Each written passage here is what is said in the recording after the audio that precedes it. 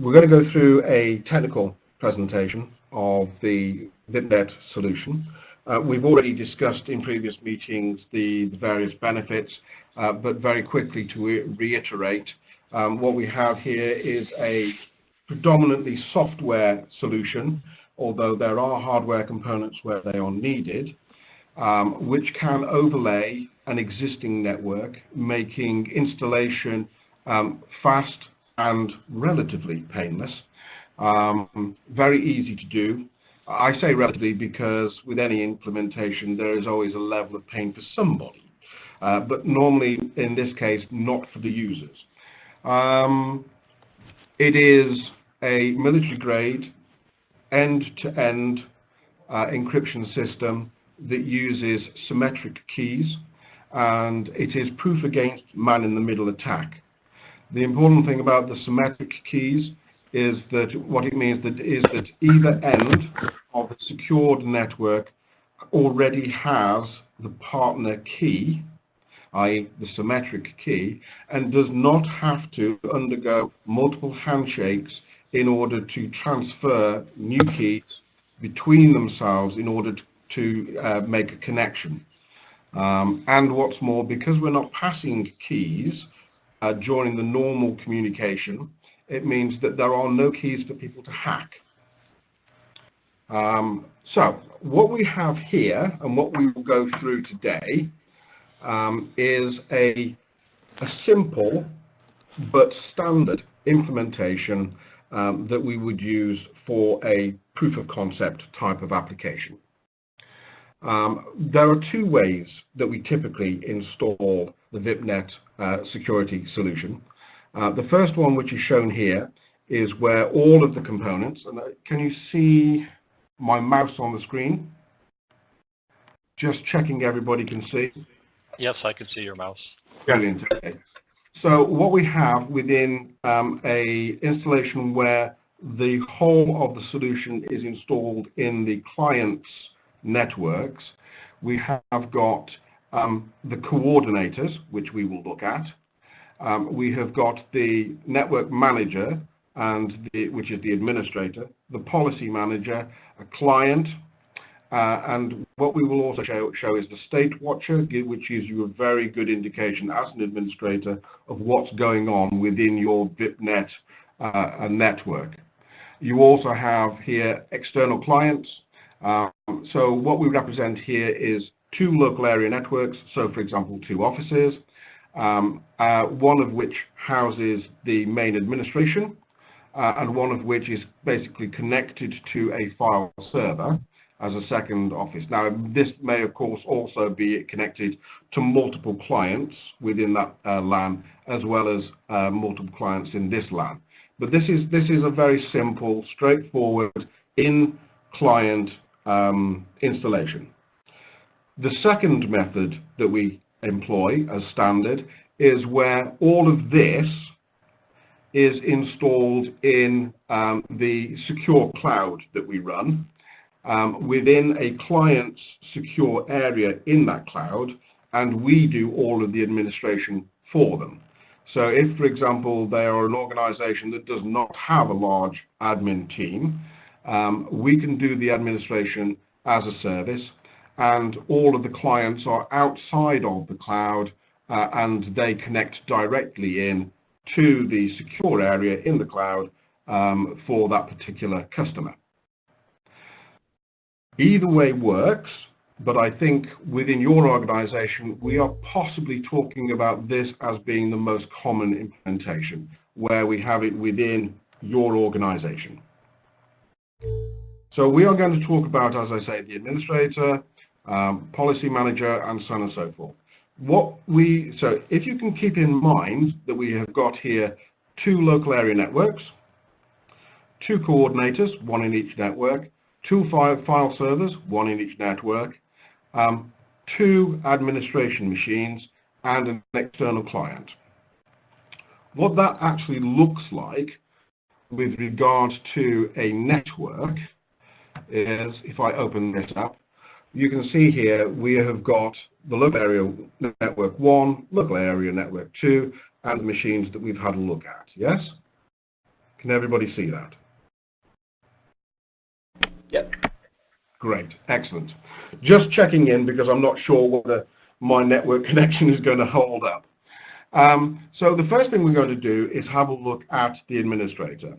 So if we have a look at the administrator, I've opened it earlier just in case.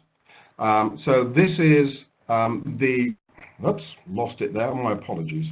Let's try that again. This is the administrator machine. What am I doing? This is the administrator machine, grab the right bar. And on here, what we have is the network and what this does is allows you to actually set up and manage the network. The key certification authority, which allows you to generate the keys, and a policy manager. We'll look at each of these, plus the monitor and various other bits. We'll look at these in detail. So if I open the Network Control Center, and I'm hoping this won't take too long, just please bear with me. The passwords are set up at the first implementation.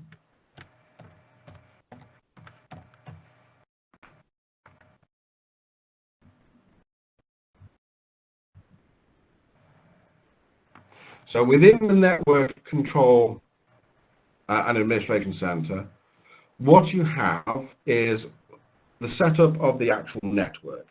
There are some important things to see here.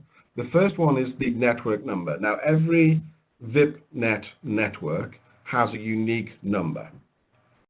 It also has a name that you can give it, so you can clearly identify by name which network you're looking at, because don't forget, within the same environments, within the same networks, you can have multiple discrete ViPNet networks that cater to specific groups, like, for example, just the doctors, or just the finance group, or just the administrators, or just the directors, or whatever.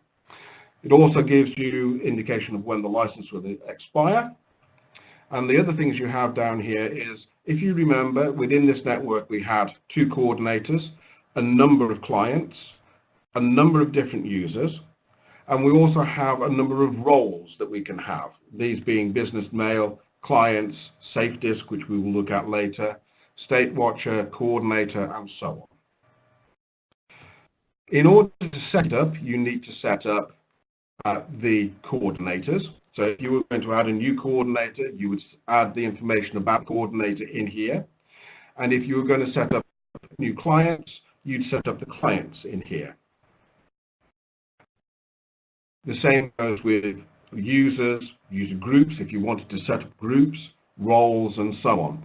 So if you have a look at, for example, coordinator 1 in more detail, what you can see is obviously you give it the name. It's got a unique identifier and the ViPNet address. Now this is a unique address, it's not the IP address, it is its own unique virtual address.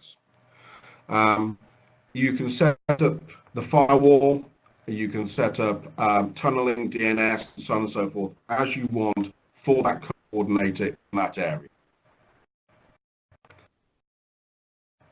And the same sort of thing goes with clients. So for example, the remote client here, we can set up in here, again, the firewall for the clients. So all clients have firewalls as well as the coordinators, and so on and so forth, what the client can see or what it can't.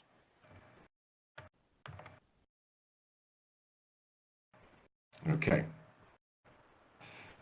So this is within a private network. You can also have partner networks. But basically, those are the most important features of the Network Control Center. It also allows you to manage the network. And in order to do that and use the users and the clients, you've got to have keys with which to use it with. So let me just close that down, and we'll take a quick look at the Key and Certification Authority application. Again, don't forget, this is all within the administration module. Again, password set up at the time of implementation.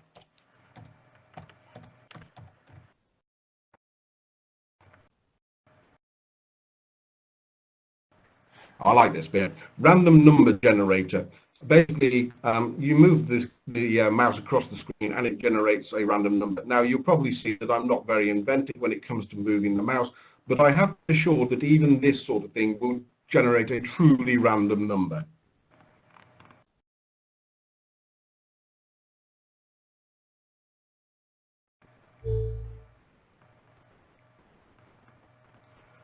Okay, so once we're in, we can see that we have a number of things to look at. The first one is, of course, the master keys. So this is where you set up the master key exchange for the entire network. So the personnel exchange and so on and so forth. The other area is setting up users. So you can set up a new user. You will have requests for users and deal with them. Set up new hosts so that you can put the keys on the hosts, whether they're the administrator or coordinators. And if you have groups, you can set up by subgroup within here for their own unique keys. If you have to work within an external partner network, which is not using our highly secure symmetric keys, you can also manage in here asymmetric key management. But obviously within the ViPNet network, if you are deploying it throughout, you would always use the synchronous key management. The other thing we have in here is the certification authority, which gives where you add or remove users, permissions, and so on and so forth, which gives you full management over the keys and the authority that you set for the various users.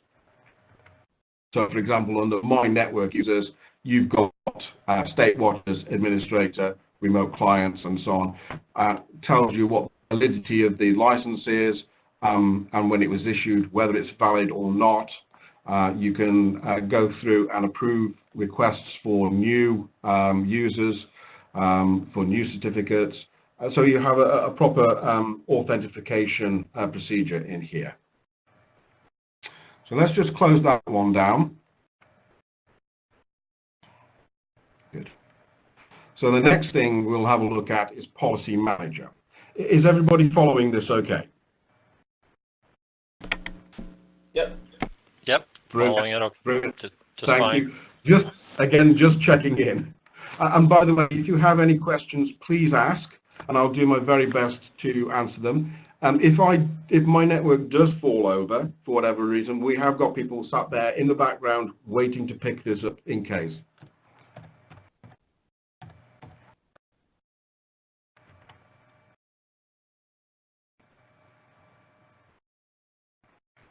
So, within the Policy Manager, now the Policy Manager is actually very powerful if you have got many users. If, for example, you've only got 10, 15 users, you probably don't need to use Policy Manager. But if you have hundreds of users or thousands or tens of thousands, then Policy Manager is enormously powerful. It lets you set up departments. We don't actually have any departments other than one, which is the managed ViPNet hosts here, but you can set up various departments which will set up policies accordingly. You set up policy templates. So, for example, if we have a look again at the client as a template, let's just check, there we go. If you are going to deploy a client to any user, it will automatically apply whatever you have set up in here with regards to things like network address translation, the departments, and so on and so forth. Also things like the firewall settings within the coordinator and those sort of things. You can set up access controls by user types. So for example, if the user is an administrator, they will have different access control than if they were, for example, a doctor or a lawyer or whatever. So you can set up those generic groups, and if you get a user request for a new user within a particular group type, you can assign them to those users and they will automatically get the policy that's been assigned to that group, which can save an enormous amount of time for an administrator. It also allows you to view if there's been events with the system between the known users, and it also allows you to send and apply the policies that you've created to any particular group. So within all of that, it is, as I say, enormously powerful if you have got many users. By that I mean, hundreds, thousands, tens of thousands of users, which you don't want to manage on an individual by individual basis, but want to use on a department or user type basis.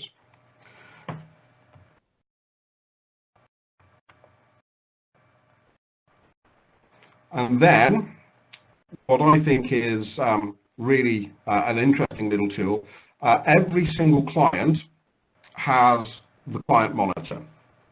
Whether it's a phone that you're using, a smartphone and you're using it on, whether it's a desktop computer, a server, whatever it happens to be that is part of the secure network, they will all have a client on them.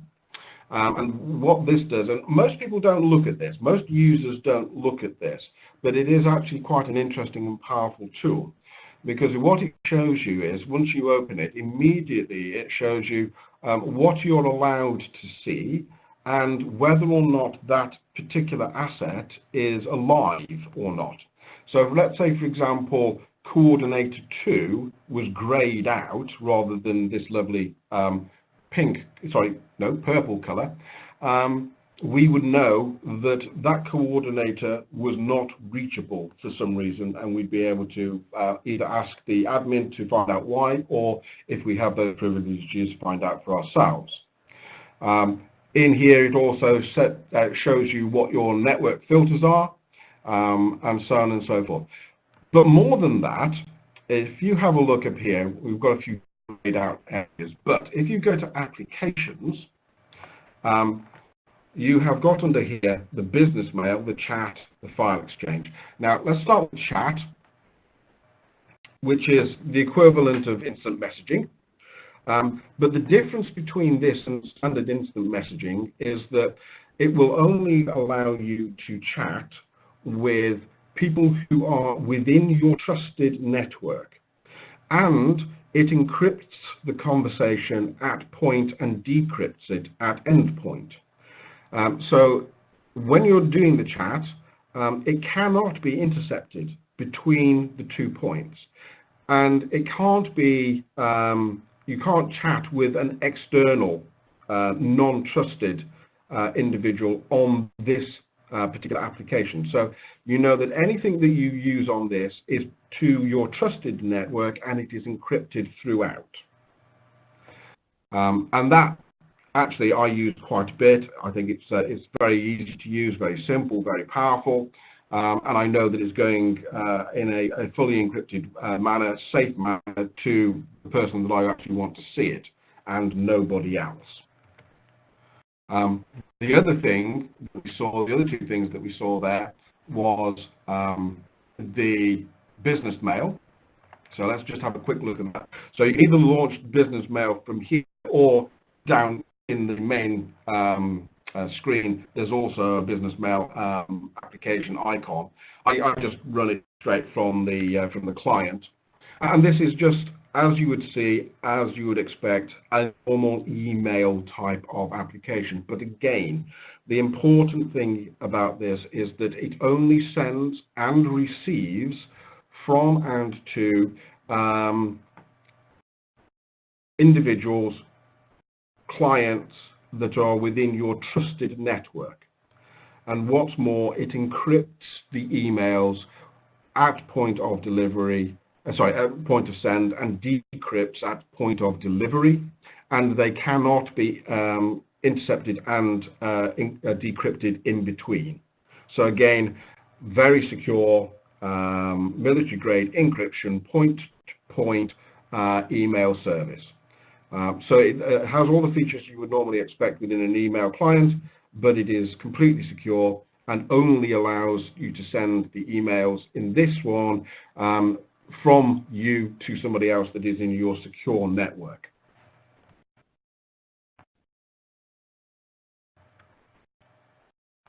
The last thing to look at there is the file exchange, and I use this for pinging across large documents from myself to somebody else within my trusted network that I don't want to try and send via email or via any other method which may be subject to being hacked, because again this is a fully encrypted exchange method that just allows you to send large files from one place to another.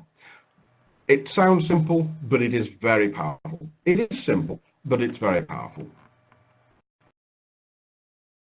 So if we now just close down the client, on here, on the administrator side, and if you remember, this is just one of the components that we're going to have a look at. We have the Safe Disk application. So again, if we just have a quick look at this, Safe Disk is a really nice part of the overall security implementation.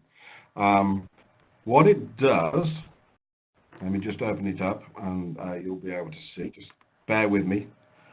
The network is slow. It's not the system slow, it's my network. If we open this container, we choose this container and connect to it. Say OK. You will see that what it does is it launches a new virtual drive on the machine that you're on. In this case, it'll be drive E.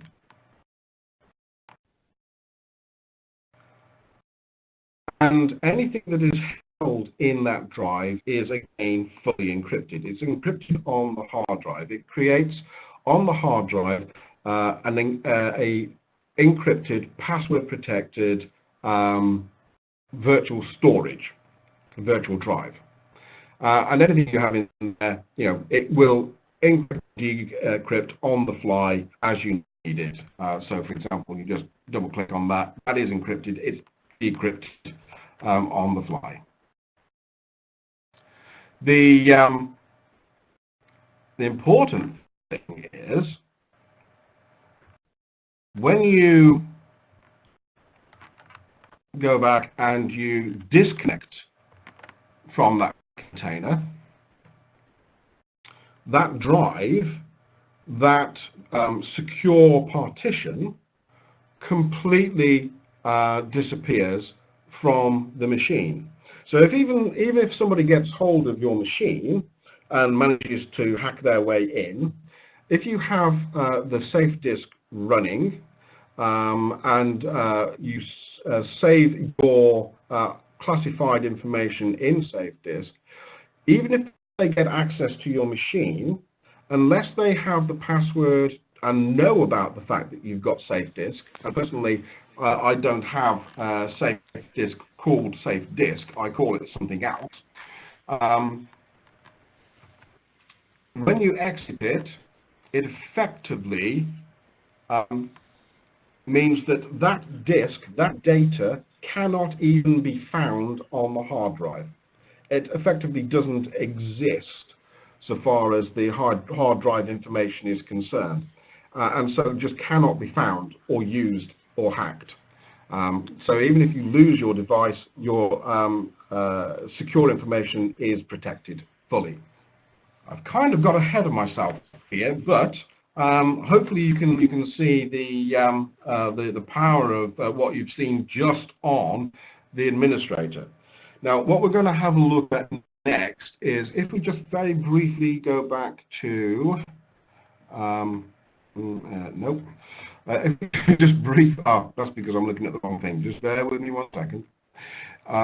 If we just go back to here, you'll see that we've looked at there the administrator. What we're going to have a look at next is the coordinator. Now there are two ways to look at the coordinator. And again, if you look at here within the network structure, we've got coordinator 1 and coordinator 2. In order to try and make sure that I didn't spend too much time waiting for things to open up, I actually have, we'll come to this in a second. What we would normally do is use the web control, and I'll show you that in a moment. However, when I was a self-proclaimed geek and nerd and sysadmin, I would take pride, somewhat perverse pride, in the fact that I would use this type of network device on the command line module, because actually the command line module is very powerful. So the coordinator, you can log in at the command line as either a user or as an administrator, and this is going to take a while. I'm sorry, it's because of my connection, so we won't look at that. But basically, that's just like a DOS command line function to use the coordinator, where you can set things like the firewalls, the routing, and all the sort of stuff that you would expect within a powerful network control device. Nowadays, I'm just bone lazy, and I actually prefer to use a GUI type of interface. So again, just bear with me 1 second while this loads up. We'll use the web interface, and if I remember correctly, we're looking at 38.133.149.24, and then 8080. This should work. Yay! Excellent. So again, the password is set up at first installation. And rather than messing around with the command line, which, you know, if you're a sysadmin, is a bit of fun, you can use the web interface. And again, within the web interface, you can either go in as a user or as an administrator. You can go in and have a look at and modify, if you're the admin, what the firewall rules are. For things like tunneled hosts and so on and so forth. So have you got any NAT setup, etc.? Again, please bear with me because my network is slow. See if we can go back. But the web-based application is far, far easier to use, I think, than the command line. I'm sure most people would agree with that. And it has the vast majority of the power that you would expect from the command line, but in an easier to use manner. And it has graphical monitoring, which you don't get in command line. Obviously, you can get the same information out using command line, but everybody likes pretty pictures. So you can see if there's any alarms, if you're running up against network constraints or any disk constraints, and so on and so forth. So again, the usual sort of tools you would expect, but again, a very powerful network control device. And whilst the coordinator is very powerful, actually at this point there's probably not a lot more to say about it without getting into the deep guts of it, which you would do as part of the implementation and training. So the other thing that I think we should have a look at is the state watcher. Again, just give me a second and I'll open that.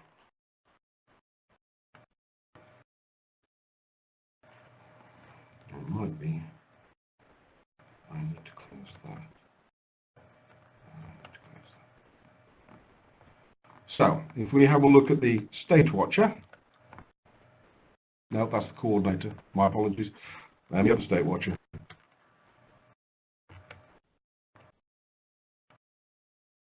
Here we go.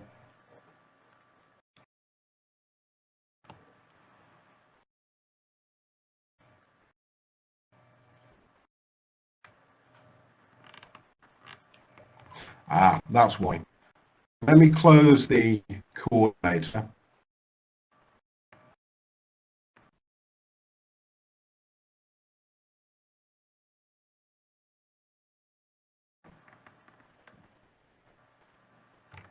Come on, close. Thank you. If I go back to here, again, we're using the web interface to have a look at the state watcher. And if I remember correctly, that is the 127. That's the one.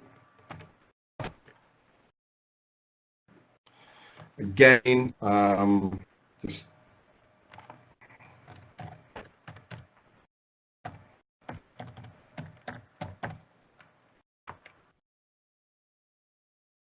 good. Now, State Watcher is a really nice little tool. It is the sysadmin's friend.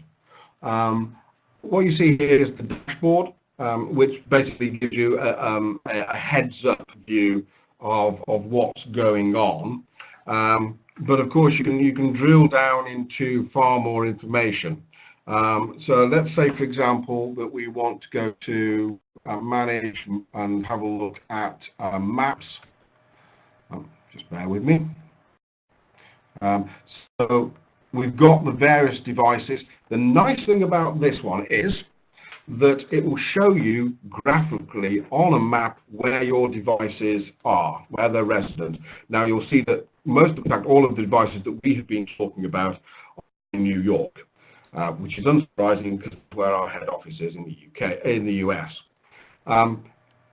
If, however, you have a remote client, like this one, for example, and it was somewhere else, it would show you where that remote client was.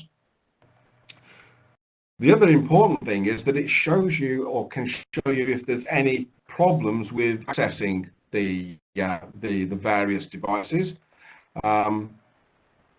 If you have a look at the system log or event history, it'll give you an indication of whatever problems there may have been or what happened to it. And that ability to see very quickly what's going on in a simple device like this can give you an indication of the health of your overall network.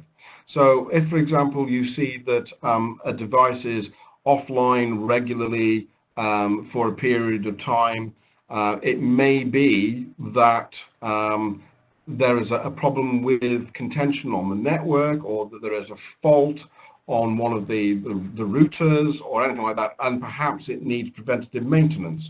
So it can give you a reasonably good idea of the health of your network when you're looking at the portions of the network which are being used by the ViPNet system.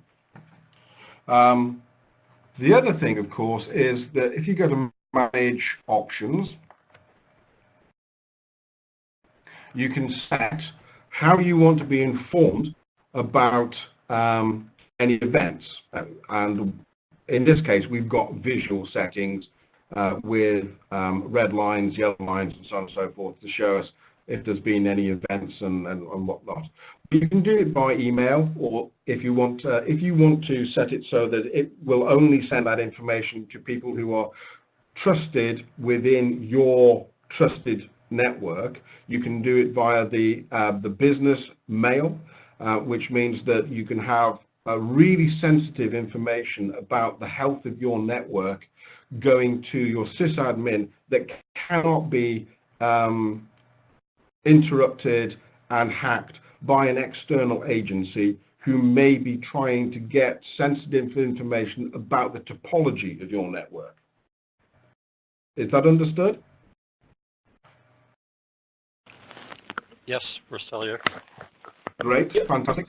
Another way of getting the information is sent is by SMS.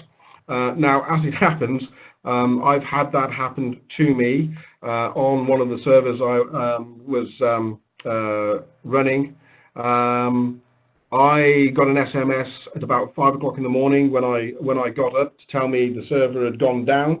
I only got it at 5 because that's when I switched my phone on. When I got into the office, there was already an engineer there waiting to sort it out for me, and he'd been waiting for about 2 hours because obviously I didn't get up until 5 and the event happened at 3. But at least he was there to fix it straight away. So you can set that up so that the information is sent via SMS to those people that can deal with it or rectify problems before they become major issues. And that is the State Watcher, which again I think is really, really quite powerful. I'm very much aware of time, so those are the key components. If we go back to the overview, I'm looking at the wrong thing again, just bear with me. Here we go. If we go back to this overview, you'll see that we've had a look at the coordinator and what it does.